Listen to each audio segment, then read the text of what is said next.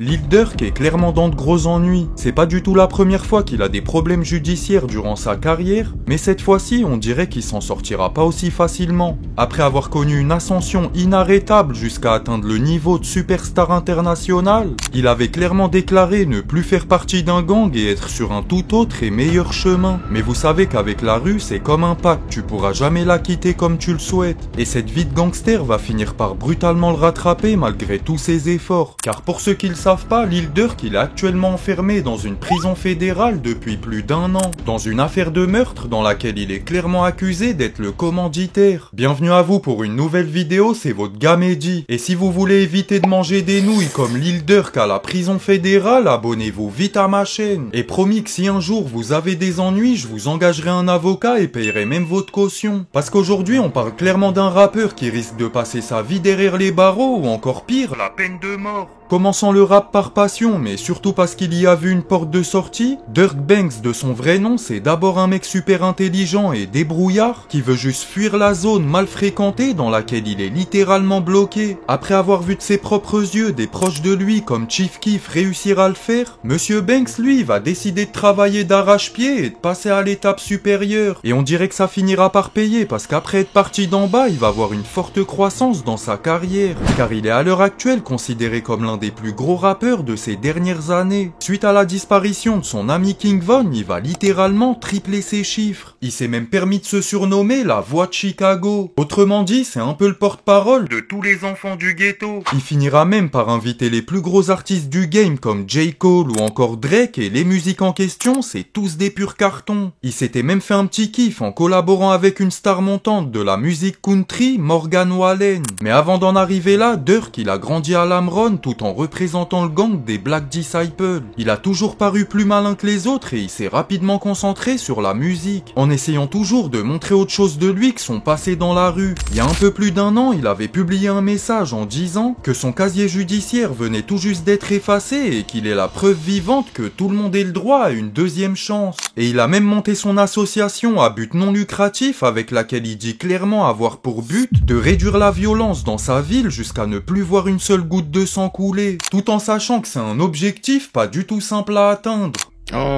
That's the number one goal. Thanks. I mean, that's the number one goal to stop it, but the number one priority for like us in the streets and like politician wise is to stop the violence, slow it down much as possible, and then start with everybody like just coming together. But like I say, it's hard because you probably got him over here thinking he that, but his young niggas don't even respect him. So even if he be like, come on, let's come together, they looking at his ass like.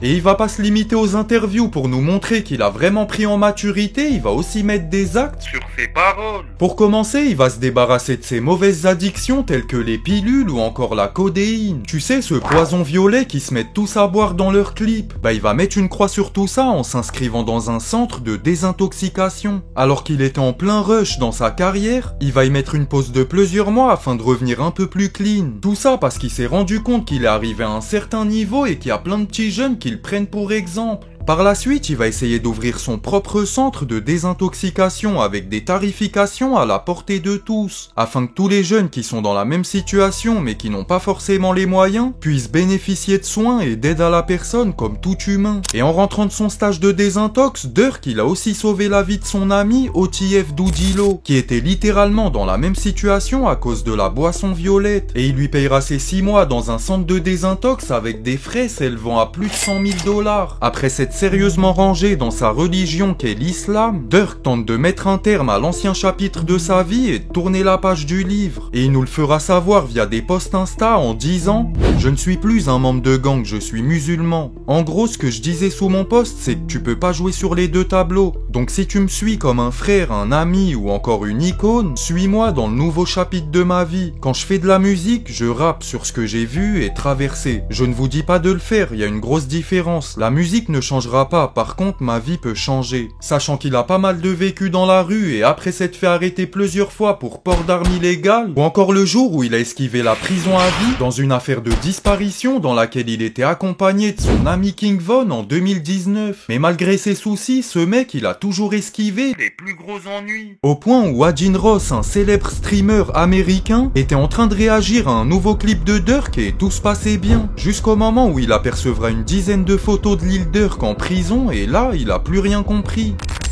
I have a question though. Yeah. In the video, I see a bunch of mugshots. Is that you?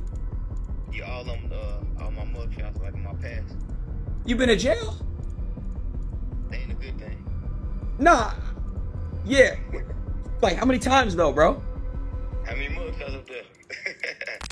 Après une série de projets qui ont été certifiés or et même platine pour d'autres, Durk qui comptait tout faire dans sa vie sauf s'arrêter là. Donc il va annoncer un nouvel album nommé Deep Thoughts. La date de sortie elle est prévue pour novembre 2024, autrement dit il est au maximum dans sa life. Le changement lui il se ressent et t'as juste à le voir physiquement. Et si tu penses qu'il va s'arrêter là, non. Il va mettre les bouchées doubles en organisant un énorme concert dans sa ville natale, qui aura pour simple but unir tout Chicago et réduire la violence dans la ville.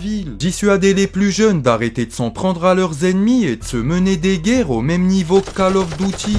Et pour leur montrer que c'est possible, il va commencer par faire monter FYB J-Man sur scène, un rappeur qui est devenu une sorte d'influenceur. Et ces deux-là, ils ont clairement un gros point commun qui est nul autre que réduire la violence sur Chicago. Sauf que J-Man, il est allié à FBG Duck, Wooski et tous les autres ennemis de Lil Durk, en sachant que dans le passé, il a déjà lui-même insulté le cousin de Durk et tous ses amis décédé. C'est donc un énorme et premier pas de sa part d'inviter un ennemi de ce calibre sur son propre concert. Mais il s'arrêtera pas là, il va aussi en plein milieu du show afficher une sorte de poster à l'écran avec dessus plein de rappeurs et personnalités de Chicago qui nous ont tragiquement quittés. Et parmi les défunts à l'image, on peut y voir certaines personnes qui ont carrément tué des proches de Lil Durk de leur vivant. Puis d'autres sont des gens qu'il a lui-même insultés dans ses musiques et vice versa. Et il a clairement réussi à véhiculer un message très puissant ce jour-là. Et ça va finir par payer parce que quelques jours plus tard, il y a carrément le maire de Chicago qui va lui remettre les clés de la ville en main propre. Mais il faudra seulement 3 jours de plus pour que le monde entier s'aperçoive que le Durk qui agit devant les caméras n'est pas du tout le même Durk hors caméra, parce qu'il va se faire arrêter et être lié à de graves accusations. Rapper Lil Durk is charged in a murder for hire plot. Lil Durk's real name is Durk Bank and he is from Chicago. This is his mugshot from Florida where he was arrested last night. Accusé d'être le leader du gang OTF et d'avoir commandité un meurtre, Durk et 3 de ses potes vont se faire arrêter pour la disparition de Monsieur Robinson, et qui est Lul Pab. En novembre 2020, après que son ami King Von ait démarré une violente bagarre contre la star du rap Quando Rondo devant une boîte de nuit à Atlanta, son meilleur ami l'Ultime a fini par envoyer des tirs sur King Von qui le laisseront pour mort à l'hôpital. Suite à quoi Quando et l'Ultime vont littéralement se moquer de la mort de Von devant le monde entier. Sauf que Durk il va pas perdre de temps avant de mettre une prime d'1 million de dollars sur leur grosse tête. Et faut savoir qu'à Chicago, pour moins de 10 000 dollars, il peut y avoir une équipe de mercenaires qui t'attend devant ta porte. Alors pour 1 million, je vais pas vous faire de dessin. Mais pour Quando Rondo, tout ça c'était qu'un jeu. Il va même dire dans une musique qu'un seul million ça suffit pas et qu'il devrait même augmenter la prime à 8 millions. Mais on va pas se mentir qu'après la disparition de King Von puis toute l'attention qu'il y a eu par la suite, Quando Rondo a dû pendant un long moment raser les murs et constamment surveiller ses arrières. Le 10 novembre 2020, soit 4 jours après la disparition de Von, Quando il a dû annuler des concerts car Lil Durk aurait acheté toutes les places. Il aura été puni de concert jusqu'en 2021, seulement 2 mois après, Quando il va se rendre à une nouvelle performance qui, cette fois-ci, ne sera pas annulée, mais par contre, peu de spectateurs seront au rendez-vous par peur. Tellement tout le monde savait que ce concert pouvait dégénérer à tout moment, Quando, le premier qui était au courant des risques encourus, il va pas se gêner et ramener tout un commando afin de l'accompagner. Et après tout ça, la tension elle va clairement baisser d'un cran entre les deux camps OTF et NBA, le label dans lequel Quando Rondo est actuellement signé, label dirigé par NBA Youngboy qui va ramener l'embrouille à un tout autre niveau à partir de janvier 2022.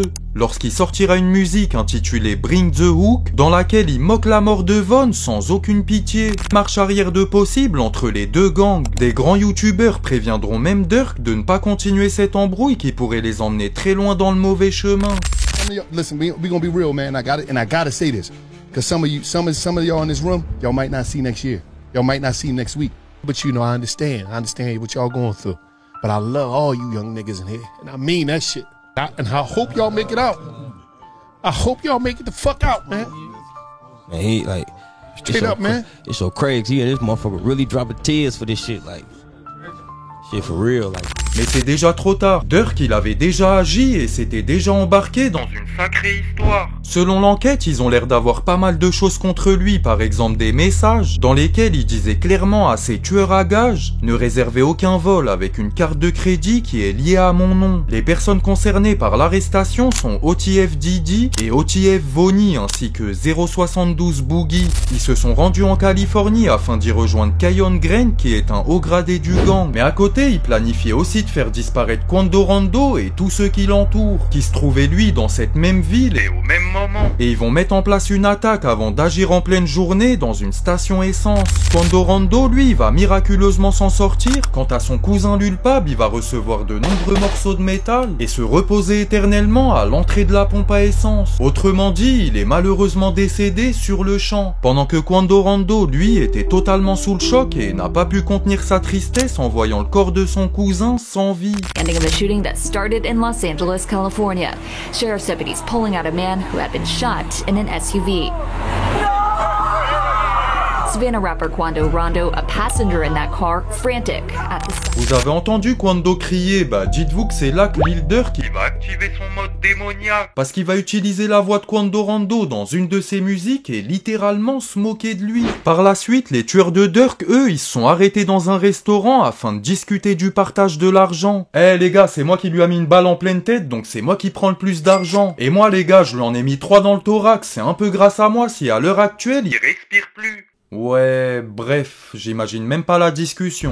Mais juste après leur sandwich, ils vont pas rester longtemps et vite rentrer sur Chicago le jour même. Et lorsqu'ils se sont fait arrêter par les policiers quelques temps plus tard, Durk a compris ce qui se passait et aurait tenté de réserver 2 vols dans 2 directions différentes. Le premier en direction de Dubaï, puis un second qui devait se rendre en Suisse. Mais les fédéraux vont très vite l'attraper juste avant qu'il ne puisse embarquer. Et ils vont directement lui annoncer que lorsque ses 3 amis se sont envolés vers la Californie, là où le meurtre de Lulpab a été commis, jusque Chicago, ils ont utilisé la carte bancaire du label OTF, c'est-à-dire au nom de Lil Durk, qui les avait lui-même prévenus de rien utiliser qui pourrait être à son nom. Et on dirait même que c'est l'un des détails qui pourrait le foutre à l'ombre pendant un bon moment. Ils ont même des preuves qui leur offraient de l'argent et des opportunités musicales, comme récompense après avoir fait disparaître Lulpab. Et lorsque cette affaire est tombée sur la tête de Durk, la plupart de ses fans étaient choqués en voyant la nouvelle image de lui qui se donnait sur les réseaux. Mais ceux qui font un peu plus attention avaient compris qu'il laissait toujours des petits détails, afin qu'on sache qu'il fait toujours partie de cette vie de gangster.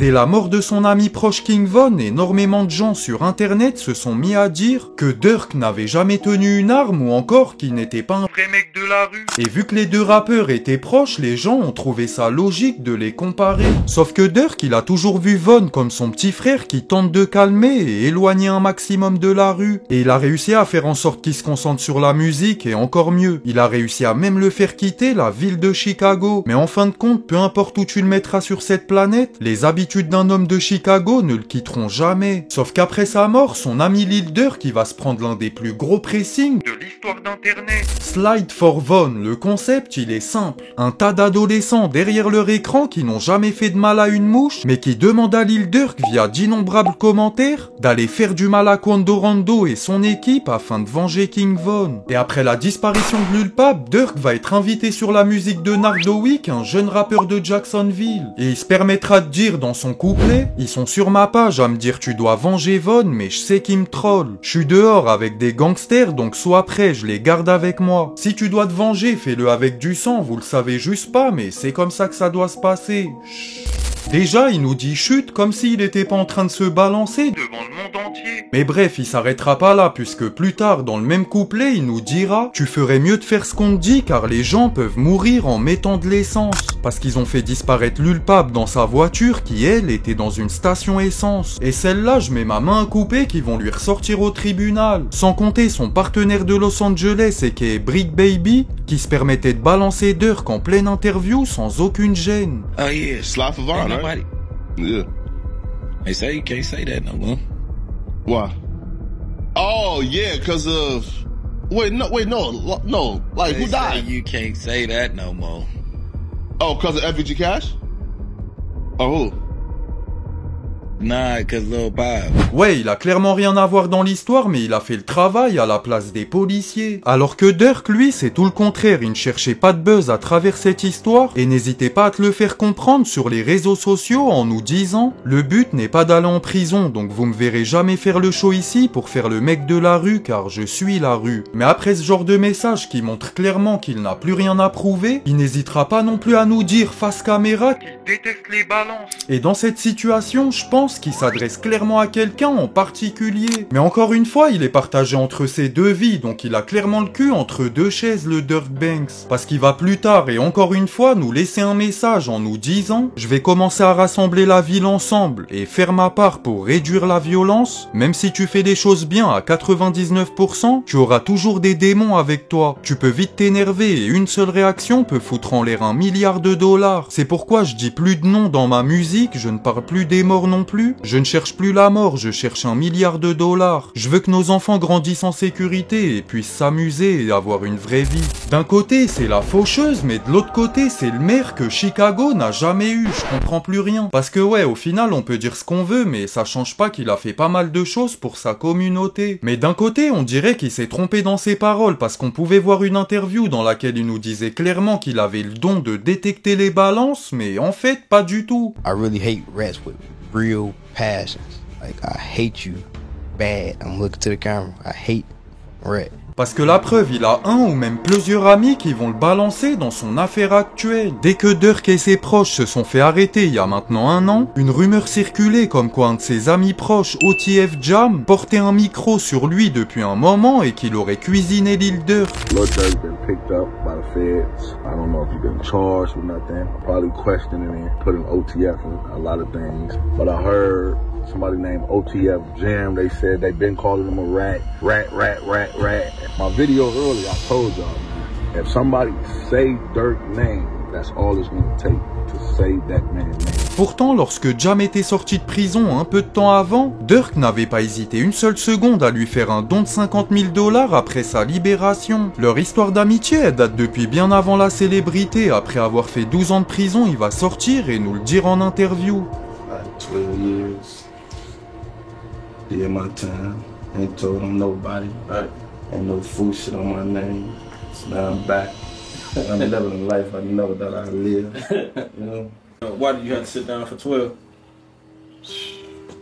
I went to jail for attempt, okay? Attempt murder.